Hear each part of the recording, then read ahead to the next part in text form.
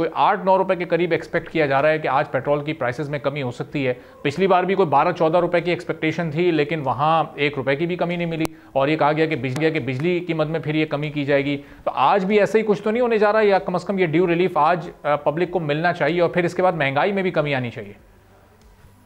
जी अरबाब, बहुत शुक्रिया। देखें, प्राइस में अगर इंटरनेशनल मार्केट के कंपैरिजन में अगर जाया जाए ना, तो जैसे इंटरनेशनल मार्केट में ये 72 से 74 डॉलर पर बैरल जो है वो ट्रेड हो रहा था, और उसके बाद अब तकरीबन जो है ये 64 डॉलर पर बैरल के ऊपर जो है वो ट्रेड हो रहा है। और एक तो मार्केट इसकी इतनी क्रैश कर गई थी कि आप समझिए कि 60 डॉलर के ऊपर आ गया था, और ये मजीद नीचे भी जाना था अगर जो डोनाल्ड ट्रंप ने जो टैरिफ लगाया है उसको 3 महीने के लिए अगर पोस्टपोन ना किया जाता, तो ऑयल जो है ना वो इंटरनेशनल मार्केट्स में मजीद नीचे जाना था। बहरहाल आज का सिनेरियो जो है वो ये बन रहा है कि तकरीबन जो है वो 8 से 10 डॉलर जो है वो पर बैरल जो है वो नीचे आ चुका है। और इसको अगर हम यहाँ पे पाकिस्तानी रुपीस में इसको कन्वर्ट करें, तो ये 25 से 30 रुपए का रिलीफ जो है वो आवाम को देना चाहिए, अगर हुकूमत जो है वो सेम ड्यूटीज और सेम जो टैक्सेस चार्ज करती है। अच्छा। तो ये जो आप 6 या 7 रुपए का कह रहे हैं, ये तो मतलब ना होने के बराबर रिलीफ है।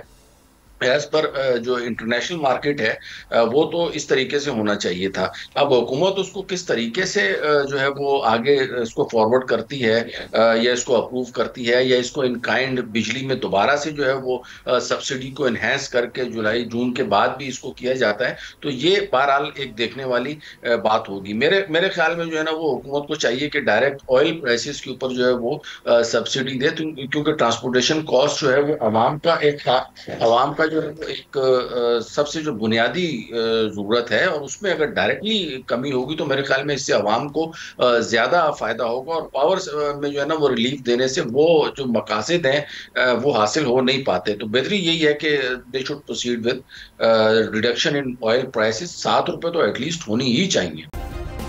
सब्सक्राइब करें और बेल दबाएं ताकि कोई खबर रह न जाए।